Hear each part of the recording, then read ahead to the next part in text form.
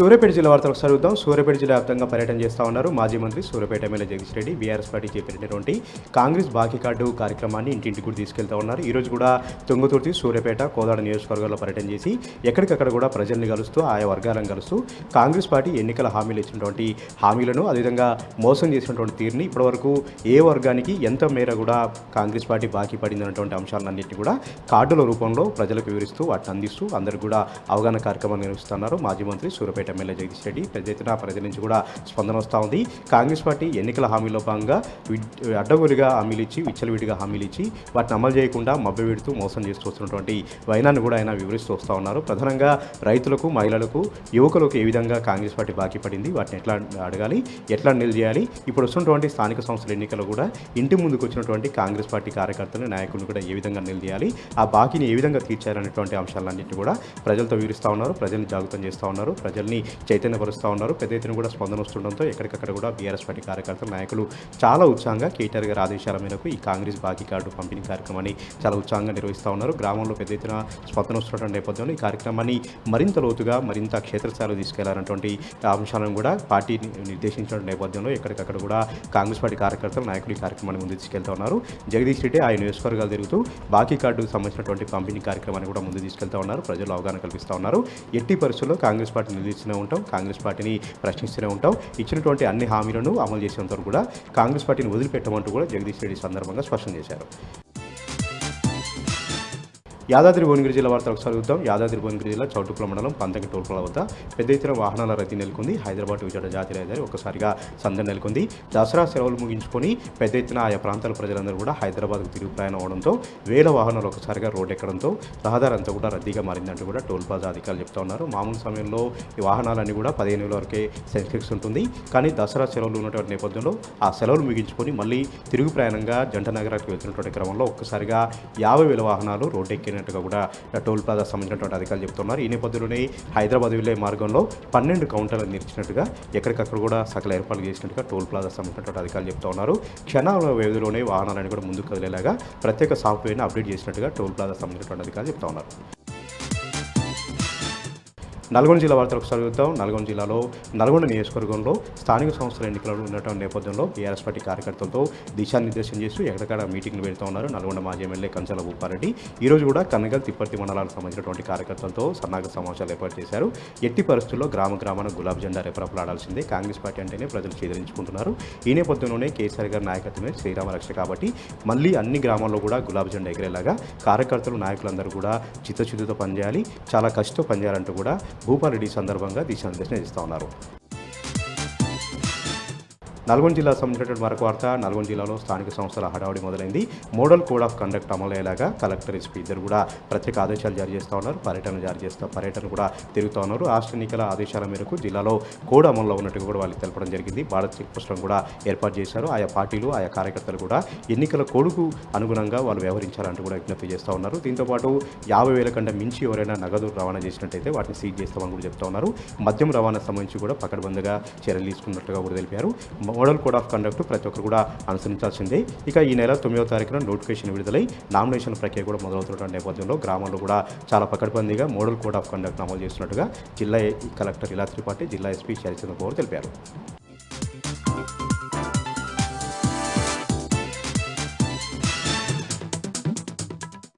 ఇక ఈరోజు నాగర్ కర్నూలు జిల్లా ప్రధాన వార్తలు చూసినట్టయితే నాగర్ కర్నూలు జిల్లా అచ్చంపేట నియోజకవర్గంలోని అమ్రాబాద్ మండలంలోని కుమరోన్పల్లి, ప్రశాంత్ నగర్, వంగూరోన్పల్లి, కల్మలోన్పల్లి గ్రామాల్లో స్థానిక సంస్థలకు సంబంధించినటువంటి రిజర్వేషన్లలో మళ్ళీ గందరగోళం నెలకొందని చెప్పవచ్చు. ఆ గ్రామాల్లో గతంలో రిజర్వేషన్లు తారుమారు కావడంతో అక్కడ గతంలో కూడా ఎన్నికలు జరగలేదు, ఎవరు పోటీ చేయలేక ఎన్నికలు జరగకపోవడంతో అక్కడ ప్రత్యేక అధికారుల పాలన నడిచింది. ప్రస్తుతం కూడా అక్కడ ఎస్టీలు ఎవరు లేకపోయినప్పటికీ ఆ 4 గ్రామాల్లో ప్రస్తుతం మళ్ళీ ఎస్టీ ఉమెన్ కు రిజర్వ్ కావడంతో ఆ గ్రామస్తులంతా కూడా ఆందోళన వ్యక్తం చేస్తున్నటువంటి పరిస్థితి కనిపించింది. గతంలో కూడా ఇదే పరిస్థితి నెలకొందని చెప్పేసి మా గ్రామాల్లో ఎస్టీలు లేకపోయినప్పటికీ ఎందుకు ఈ ఎస్టీ రిజర్వేషన్ అవుతుందని చెప్పేసి ప్రస్తుతం కూడా ఎస్టీలు ఎవరు కూడా మా గ్రామాల్లో లేరని చెప్పేసి ఇప్పటికి కూడా మళ్ళీ ఎస్టీ రిజర్వేషన్ కావడం ఏంటని కూడా వాళ్ళు ప్రశ్నిస్తున్నటువంటి పరిస్థితి కనిపిస్తుంది. ఇప్పటికైనా ఎన్నికల అధికారులు దాన్ని పరిశీలనలోకి తీసుకొని మా గ్రామాలను మళ్ళీ రిజర్వేషన్ మారే విధంగా అక్కడ ఎన్నికలు జరిగే విధంగా చూడాలని చెప్పేసి కూడా 4 గ్రామాల ప్రజలు కోరుతున్నటువంటి పరిస్థితి కనిపించింది.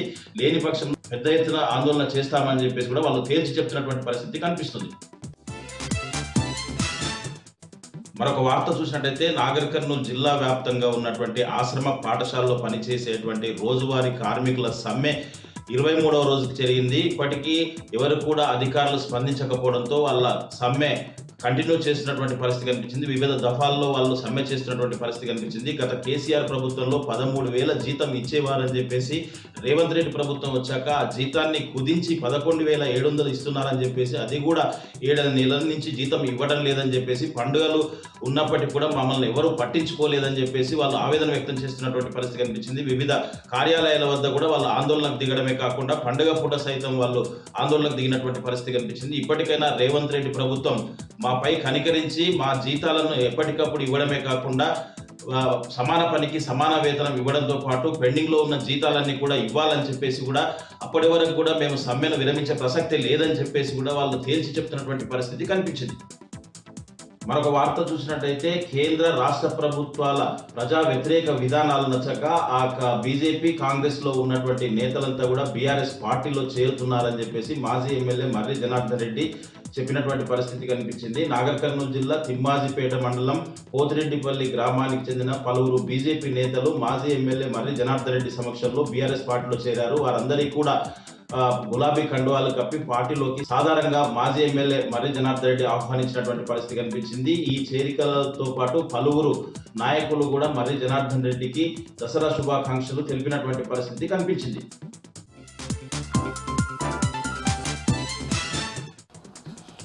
మరొక ప్రధాన వార్త, జగిత్యాల జిల్లాలో ధర్మపురి నియోజకవర్గంలో ఇవాళ మాజీ మంత్రి కుప్ల ఈశ్వర్ పర్యటించారు. పలు పరామర్శిస్తూనే ఈ సందర్భంగా మాజీ మంత్రి 98వ జయంతి సందర్భంగా జువ్వాడి రత్నాకరరావును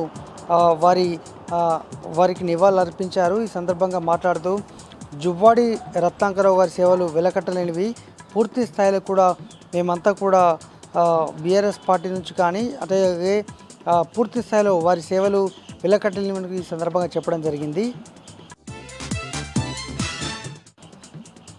మరొక ప్రధాన వార్త, జగిత్యాల జిల్లా వ్యాప్తంగా కోతుల బెడద వెంటాడుతూనే ఉంది. ఎక్కడ చూసినా కూడా కోతులు, అలాగే మరోవైపు కుక్కల బెడద కొనసాగుతోంది.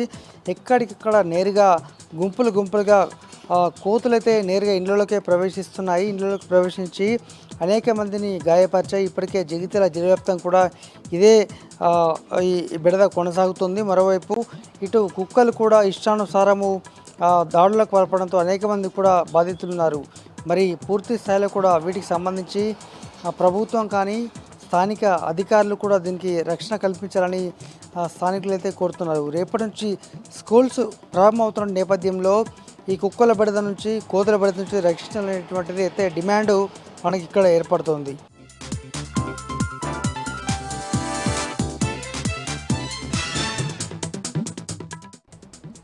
ఆదిలాబాద్ జిల్లా వార్తల విషయానికి వస్తే, స్థానిక సంస్థల ఎన్నికల నేపథ్యంలో జిల్లా కలెక్టర్ కార్యాలయంలో ఎన్నికల విధులు నిర్వహించే సిబ్బంది అధికారులతో జిల్లా కలెక్టర్ సమీక్షా సమావేశం నిర్వహించారు. ఈ సందర్భంగా జిల్లా కలెక్టర్ రాజాశీషా మాట్లాడుతూ ప్రశాంత వాతావరణంలో ఎన్నికలు నిర్వహించేందుకు ప్రజలు అలాగే అధికారులు సహకరించాలని విజ్ఞప్తి చేశారు. ఈ సందర్భంగా కలెక్టర్ మాట్లాడుతూ ఎన్నికలను ప్రశాంత వాతావరణంలో నిర్వహించడంతో పాటు ఏవైనా అవినీతి అక్రమాలు జరిగితే వెంటనే జిల్లా యంత్రాంగానికి అలాగే ఎన్నికల అధికారికి, ఎన్నికల కమిషన్కు ఫిర్యాదు చేయాలని సూచించారు. ఈ కార్యక్రమంలో జిల్లా కలెక్టర్ రాజాశీతో పాటు జిల్లా ఎస్పీ అఖిల్ మహాజన్, అలాగే అదనపు collector Shyamala Devi, additional SP Kajol Singh, revenue అధికారులు, పోలీసు అధికారులు పాల్గొన్నారు. అనంతరం జిల్లా కలెక్టర్ కార్యాలయంలో స్థానిక ఎన్నికలకు సంబంధించిన ఎన్నికల కంట్రోల్ రూమ్ని ఏర్పాటు చేశారు. ఈ కంట్రోల్ రూమ్లో ఎన్నికలకు సంబంధించిన సమాచారాన్ని ప్రజలు తెలుసుకోవచ్చని, అలాగే ఎలాంటి ఫిర్యాదులు ఉంటే ఈ కంట్రోల్ రూమ్లో ఉన్న టోల్ ఫ్రీ నంబర్కు ఫిర్యాదు చేయాలని జిల్లా ప్రజలకు సూచించారు.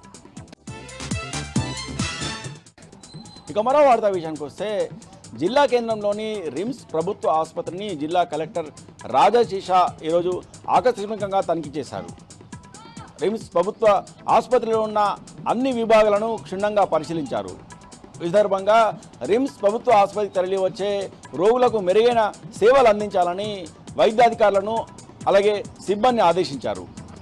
ఈ సందర్భంగా రిమ్స్ ప్రభుత్వ ఆసుపత్రిలో చికిత్స పొందుతున్న రోగులను ఇబ్బందులను అడిగి తెలుసుకున్నారు. అనంతరం మెడికల్ షాపులను ఆకస్మికంగా తనిఖీ చేశారు. ఈ సందర్భంగా రికార్డులు సరిగా నిర్వహించని మెడికల్ షాప్ నిర్వాహకులపై ఆగ్రహం వ్యక్తం చేశారు. మెడికల్ షాపులలో రికార్డులు సరిగా నిర్వహించని నిర్వాహకులకు నోటీసులు అందజేయాలని, జిల్లా ఆసుపత్రిలో మెరుగైన వైద్య సేవలు అందించేందుకు వైద్యులు ఎప్పుడూ సిద్ధంగా ఉండాలని పిలుపునిచ్చారు. ఇక మరో వార్తా విషయానికి వస్తే ఈ నెల 7వ తేదీన ఆదివాసీ ఆరాధ్య దైవం కొమరం భీం వర్ధంతి వేడుకలను ఘనంగా నిర్వహించాలని ఆదివాసీ హక్కుల పోరాట సమితి తుడుందెబ్బ ఆదివాసీ సంఘం జిల్లా ప్రజలకు పిలుపునిచ్చింది. ఈ సందర్భంగా కొమరం భీం కాలనీలో తుడుందెబ్బ ఆదివాసీ సంఘం ఆధ్వర్యంలో ఈ కొమరం భీం వర్ధంతికి సంబంధించిన వాల్ పోస్టర్లను విడుదల చేశారు. ఆదివాసీ తుడుందెబ్బ నాయకులు మాట్లాడుతూ నిజాం సర్కారుతో పోరాడి జల్ జంగిల్ జమీన్ కోసం తన ప్రాణాలను సైతం త్యాగం చేసిన గొప్ప త్యాగమూర్తి కొమరం భీం అని, ఆయన ఆశయాలను సాధించేందుకు ప్రతి ఒక్కరు కూడా ఆయన అడుగుజాడలో నడిచి ఆయన ఆశయాలను సాధించాలని పిలుపునిచ్చారు. ఈ నెల 7వ తేదీన జరిగే కొమరం భీం వర్ధంతి వేడుకలకు జోడైఘాట్కు పెద్ద ఎత్తున ఆదివాసీ ప్రజలు తరలివచ్చి ఆయనకు ఘనంగా నివాళులు అర్పించాలని సూచించారు. అలాగే గ్రామ గ్రామాన కొమరం భీం వర్ధంతి వేడుకలను ఘనంగా నిర్వహించాలని పిలుపునిచ్చారు. ఇక నిర్మల్ జిల్లా వార్తల విషయానికి వస్తే నిర్మల్ జిల్లాలోని బైన్సా పట్టణంలో దుర్గాదేవి విగ్రహాల నిమజ్జన కార్యక్రమం ప్రశాంతంగా ముగిసింది. నిన్న ఉదయం 10 గంటలకు ప్రారంభమైన ఈ దుర్గామాత విగ్రహాల నిమజ్జన కార్యక్రమం ఈరోజు 10 గంటల వరకు కొనసాగింది. ఈ సందర్భంగా నిర్వహించిన శోభాయాత్రలో వేల సంఖ్యలో ప్రజలు పాల్గొన్నారు. డీజే సాంగ్లకు అనుగుణంగా యువత నృత్యాలు అలాగే మహిళల కోలాటాలతో ఉత్సాహభరితంగా ఈ శోభాయాత్ర కొనసాగింది. బైన్సా పట్టణ శివార్లో ఉన్న గడ్డెనవాగు ప్రాజెక్టులో దుర్గాదేవి విగ్రహాలను నిమజ్జనం చేశారు. ఈ సందర్భంగా అధికారులు ప్రత్యేక ఏర్పాటు చేశారు. ఎలాంటి అవాంఛనీయ సంఘటన జరగకుండా పోలీసులు పటిష్ట బందోబస్తు ఏర్పాటు చేశారు. ఈ కార్యక్రమంలో బైన్సా ఏఎస్పీ అవినాష్ కుమార్తో పాటు పోలీసులు పెద్ద ఎత్తున పాల్గొన్నారు.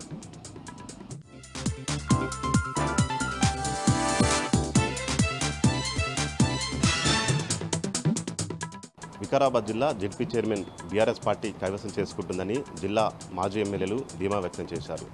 జిల్లాలో తాజా రాజకీయాలు, రాబోయే స్థానిక సంస్థల ఎన్నికల్లో అనుసరించాల్సిన వ్యూహంపై జిల్లా అధ్యక్షుడు మాజీ ఎమ్మెల్యే మెతుకు ఆనంద్ నివాసంలో మాజీ ఎమ్మెల్యేలు మహేష్ రెడ్డి, పైలట్ రోహిత్ రెడ్డి, పట్నం నరేందర్ రెడ్డి భేటీ అయ్యారు. రాబోయే స్థానిక సంస్థల ఎన్నికల్లో అనుసరించాల్సిన వ్యూహంపై సుదీర్ఘంగా చర్చించారు. కాంగ్రెస్ ప్రభుత్వం ఏర్పడి 22 నెలలవుతుంది. ఎన్నికల హామీల్లో 6 గ్యారెంటీలు, 420 హామీలు ఇచ్చారు. ఇంతవరకు ఏ ఒక్కటి కూడా హామీలు అమలు చేయలేదు. కాంగ్రెస్ ప్రభుత్వం హామీలు అమలు చేయడంలో వైఫల్యమైందని, దీన్ని ప్రజల్లోకి బలంగా తీసుకెళ్లాలని ఈ సందర్భంగా నిర్ణయించారు. రాబోయే స్థానిక సంస్థల ఎన్నికల్లో మెజార్టీ స్థానాలు బీఆర్ఎస్ పార్టీ కైవసం చేసుకుంటుందని ధీమా వ్యక్తం చేశారు.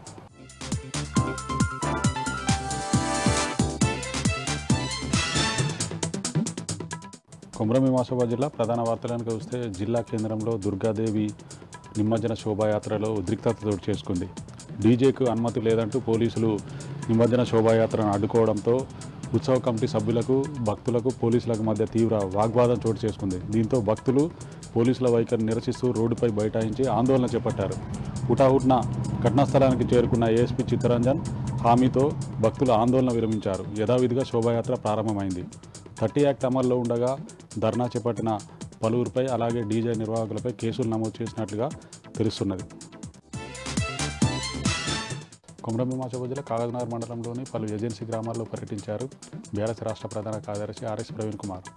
తమ గ్రామానికి వచ్చిన ఆర్ఎస్ ప్రవీణ్ కుమార్కు ఘన స్వాగతం పలికారు గ్రామస్తులు. ఆర్ఎస్ ప్రవీణ్ కుమార్ మాట్లాడుతూ ఏజెన్సీ గ్రామాల్లో కనీస మౌలిక వసతులు, రోడ్లు, విద్యా వైద్యం లేక గిరిజనులు తీవ్ర ఇబ్బందులు పడుతున్నారని, వెంటనే రాష్ట్ర ప్రభుత్వం ఏజెన్సీ గ్రామాలను ఆదుకోవాలంటూ ఆర్ఎస్ ప్రవీణ్ కుమార్ డిమాండ్ చేశారు.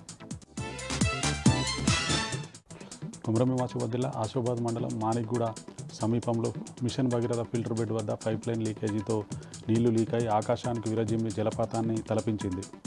ఏజెన్సీ గ్రామాలకు సప్లై అయ్యే తాగునీరు వృధాగా పోతుండడం పట్ల స్థానికుల్లో ఆగ్రహం వ్యక్తమైంది. వెంటనే మిషన్ భగీరథ అధికారులు పైప్ లైన్కు మరమ్మతులు చేసి ఏజెన్సీ గ్రామాలకు తాగునీరు సరఫరా చేయాలంటూ స్థానికులు డిమాండ్ చేశారు.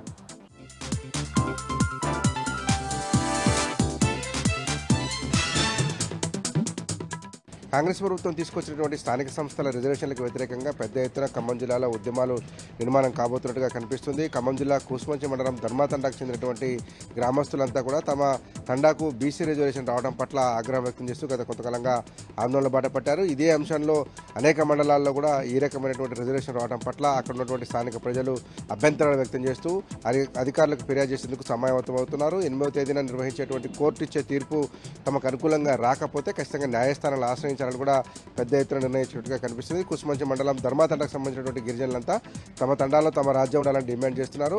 ఖచ్చితంగా బీసీ రిజర్వేషన్ మార్చి ఎస్టీలకు కేటాయించే విధంగా చర్యలు తీసుకోవాలని కోరుతూ మంత్రి పొంగులేటి శ్రీనివాసరెడ్డి క్యాంప్ కార్యాలయంలో ఒక వినతి పత్రం ఇచ్చారు. దాంతోపాటు తహసీల్దార్ స్థానిక కుసుమంచి తహసీల్దార్ని కూడా కలిసి రిజర్వేషన్ విరుద్ధంగా చేశారు, తమకు అనుకూలంగా చేయాలి, ఖచ్చితంగా ధర్మాతండాను ఎస్టీ రిజర్వ్గా ఉంచాలని కోరుతూ వారు డిమాండ్ చేశారు. లేని పక్షంలో స్థానిక సంస్థల ఎన్నికలతో పాటు ఎంపీటీసీ జెడ్పీటీసీ ఎన్నికలను బహిష్కరిస్తామని గ్రామస్తులు ఏకగ్రీవ తీర్మానం చేసుకుని ప్రభుత్వానికి హెచ్చరిక జారీ చేశారు.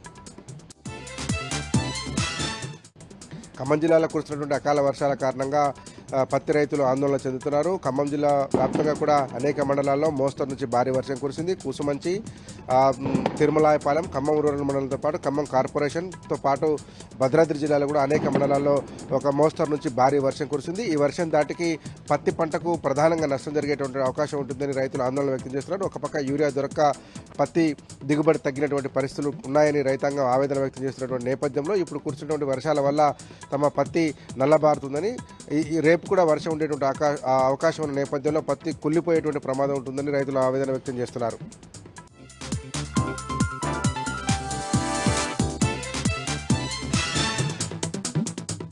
ఉమ్మడి మెదక్ జిల్లాలో ఈరోజు ప్రధాన వార్తలు ఈ విధంగా ఉన్నాయి. సిద్దిపేట జిల్లా వార్తలు వచ్చేసరికి హుస్నాబాద్లో ఈరోజు లంబాడి హక్కుల పోరాట సమితి ఆధ్వర్యంలో సమావేశం నిర్వహించారు. ఈ నెల 8న హుస్నాబాద్లో పెద్ద ఎత్తున లంబాడి హక్కుల కోసం ఒక పెద్ద మహాసభను నిర్వహించున్నట్టు ఈ సందర్భంగా వాళ్ళు పేర్కొనడం జరిగింది. ముఖ్యంగా ఎస్టీ జాబితా నుంచి లంబాడీలను తీసివేయాలనే ఒక ఉద్యమం కుట్ర జరుగుతున్నదని, ఆ కుట్రలో భాగంగానే చాలామంది కాంగ్రెస్ పార్టీకి సంబంధించిన ఎమ్మెల్యేలు ఆ ప్రయత్నాలు చేస్తున్నారని చెప్పి ఈ సందర్భంగా లంబాడి హక్కులకు సంబంధించిన నాయకులు పేర్కొనడం జరిగింది.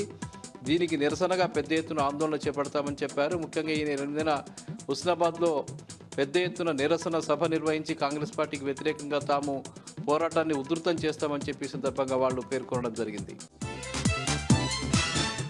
ఇక మెదక్ జిల్లా వార్తలు వచ్చేసరికి మెదక్ నియోజకవర్గానికి సంబంధించిన పాపన్నపేట మండలంలోని కాంగ్రెసు, బీజేపీ పార్టీలకు సంబంధించిన నాయకులు పలువురు ఈరోజు మాజీ మంత్రి హరీష్ రావు సమక్షంలో హైదరాబాద్లో వాళ్ళు బీఆర్ఎస్ పార్టీలో చేరడం జరిగింది. మాజీ ఎమ్మెల్యే పద్మా దేవేందర్ రెడ్డి ఆధ్వర్యంలో పెద్ద ఎత్తున హైదరాబాద్ తరలి వెళ్ళినటువంటి కాంగ్రెస్, బీజేపీకి సంబంధించిన నాయకులు హరీష్ రావు సమక్షంలో గులాబీ కండువా కప్పుకొని వాళ్ళు బీఆర్ఎస్ పార్టీలో చేరడం జరిగింది. ఈ సందర్భంగా హరీష్ రావు మాట్లాడుతూ రాబోయేటువంటి స్థానిక సంస్థల ఎన్నికల్లో మెదక్, సంగారెడ్డి అట్లాగే సిద్దిపేటకు సంబంధించిన జెడ్పీ స్థానాల్ని తాము కైవసం చేసుకుంటామని, ఆ 3 స్థానాల్లో కూడా గులాబీ జెండాను ఎగరవేస్తామని చెప్పి ఈ సందర్భంగా హరీష్ రావు ధీమా వ్యక్తం చేశారు.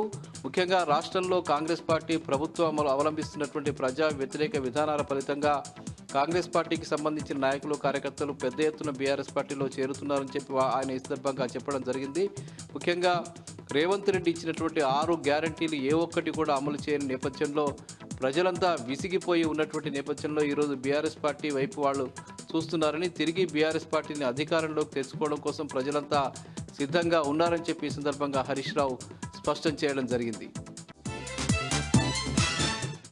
ఇక నార్సింగ్లో ఈరోజు స్థానిక ఎమ్మెల్యే కొత్త ప్రభాకర్ రెడ్డి పర్యటించారు. అక్కడ జరిగినటువంటి శరన్నవరాత్రి ఉత్సవాలకు సంబంధించిన ఉత్సవాల్లో పాల్గొన్నారు. ఈరోజు ఆ ఉత్సవాల్లో భాగంగా అక్కడ దేవీ నవరాత్రులకు సంబంధించిన నిమజ్జనోత్సవం జరుగుతుంది. ఆ కార్యక్రమంలో ఆయన పాల్గొన్నాడు. అనంతరం ఆయన నార్సింగ్లోని ప్రాథమిక ఆరోగ్య కేంద్రాన్ని ఆకస్మికంగా తనిఖీ చేశారు. అక్కడికి వెళ్ళి ఆ సిబ్బందితో మాట్లాడారు. అక్కడ ఉన్నటువంటి వసతుల్ని ఆయన పరిశీలించారు. అక్కడ ఉన్నటువంటి మందుల లభ్యత, ఇంజెక్షన్స్ కానీ మిగతా సౌకర్యాలు కానీ ఆయన పరిశీలించడం జరిగింది. అక్కడున్న సిబ్బందితో, డాక్టర్తో ఈ సందర్భంగా మాట్లాడుతూ అటు రోగులకు ఎలాంటి ఇబ్బందులు కలగకుండా పూర్తి స్థాయిలో సేవలు అందించాలని చెప్పి ఈ సందర్భంగా ఆయన వైద్య సిబ్బందికి సూచించారు.